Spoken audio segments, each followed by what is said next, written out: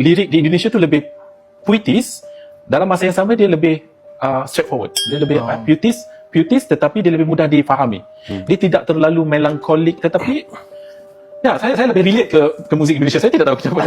Bayangkan sebuah acara internasional yang disaksikan jutaan orang dari berbagai negara. Seorang artis mendapat kesempatan besar untuk memperkenalkan bahasa dan budaya negaranya. Namun yang menarik, beberapa figur publik Malaysia justru semakin sering menggunakan bahasa Indonesia ketika tampil di media, acara hiburan, maupun media sosial. Bahkan ada yang secara terbuka memuji bahasa Indonesia dan mengakui bahwa bahasa tersebut membantu mereka menjangkau audiens yang lebih luas. Mengapa bahasa Indonesia semakin sering digunakan oleh artis Malaysia? Apakah hanya karena kedekatan budaya kedua negara? Atau ada faktor lain? Salah satu faktor terbesarnya adalah ukuran pasar Indonesia. Dengan jumlah penduduk lebih dari 280 juta orang, Indonesia memiliki pasar hiburan yang sangat besar. Musik, film, televisi, YouTube, TikTok, dan berbagai platform digital Indonesia memiliki jutaan hingga ratusan juta pengguna. Bagi artis Malaysia, kemampuan menggunakan bahasa Indonesia tentu menjadi keuntungan untuk masuk dan diterima di pasar tersebut. Lepas tu di antara yang aku suka lagi satu, of course David Bayu.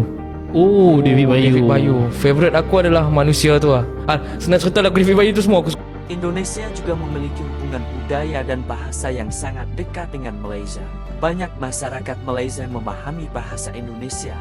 Begitu juga sebaliknya. Namun ada sisi lain yang membuat fenomena ini semakin menarik, yaitu persoalan identitas bahasa. Sebagian pihak di Malaysia mengkritik masyarakatnya sendiri karena dianggap kurang percaya diri menggunakan bahasa Melayu.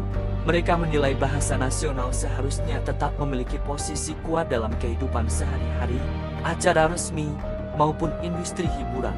Indonesia juga menghadapi tantangan dari masuknya bahasa asing dan budaya global. Bedanya, Indonesia memiliki pasar domestik yang sangat besar. Disinilah bahasa berubah menjadi lebih dari sekadar alat komunikasi. Bahasa dapat menjadi kekuatan ekonomi dan budaya. Ketika semakin banyak orang menggunakan bahasa Indonesia melalui hiburan, secara tidak langsung pengaruh budaya Indonesia juga ikut menyebar. Inilah soft power. Negara tidak selalu memperluas pengaruh melalui kekuatan militer. Film, musik, dan bahasa juga bisa membangun pengaruh sebuah negara. Okay, orang Malaysia, we are maybe a little bit better than Indonesia dalam innovation, ekonomi, tata kelola, good governance ya.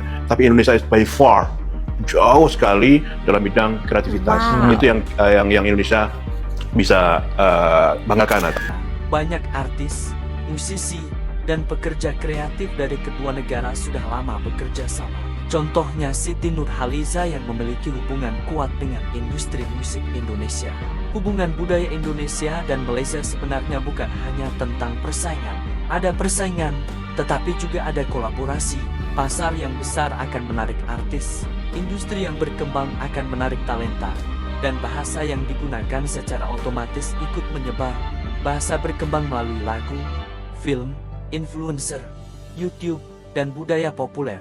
Jika bahasa tersebut berguna, maka pengaruhnya akan berkembang secara alami. Kalau mungkin satu yang saya boleh share kenapa orang Malaysia suka muzik Indonesia, mungkin kerana tadi saya sebut puitis, tetapi sebenarnya message itu sebenarnya salah satu benda yang kalau personally, kalau saya sendiri, message itu lebih mudah diterima dan banyak lagu-lagu Indonesia itu yang memberi message-message yang memberi semangat hidup, yang bikin saya bangun pagi tu mau bikin sesuatu. Karena di Malaysia tu banyak muziknya. Bahasa Melayu dan bahasa Indonesia memiliki akar sejarah yang sangat dekat. Perbedaannya berkembang karena perjalanan sejarah masing-masing. Kerjasama di bidang budaya dapat menciptakan pasar kreatif Melayu Nusantara yang jauh lebih besar. Seberapa besar sebenarnya pengaruh budaya Indonesia yang sedang berkembang di Asia Tenggara? Kadang pengaruh itu datang dari sesuatu yang sederhana. Jika tren ini terus berkembang, bahasa Indonesia berpeluang semakin kuat sebagai bahasa budaya dan komunikasi regional. Tengok tiap-tiap minggu betapa ramai artis-artis Indonesia perform dekat Malaysia, dekat ZKL, dekat Megastar Arena, dekat mana-mana lah. Latest ni ada Fiz, lepas tu Sukatani, sebelum ni ada Bernadia, Dimasif. Lepas ni pun akan ada beberapa artis Indonesia yang akan datang. So, ke mana hala tuju local scene kita kalau kesan je lambatkan artis Indonesia ni perform kat sini? Indonesia memiliki pasar besar, Malaysia memiliki ekosistem kuat. Keduanya tidak harus menjadi lawan, justru dapat membangun pasar budaya bersama. Bahasa adalah identitas, bahasa adalah budaya, bahasa juga bisa menjadi pasar dan kekuatan soft power. Menurut kalian, apakah ini tanda semakin kuatnya pengaruh budaya Indonesia? Tulis pendapat kalian di kolom komentar. Tetap kritis, tetap objektif, dan ikuti perkembangan Indonesia, budaya, serta geopolitik regional hanya di Inside Daily. Terima kasih. Terima kasih, Cikgu.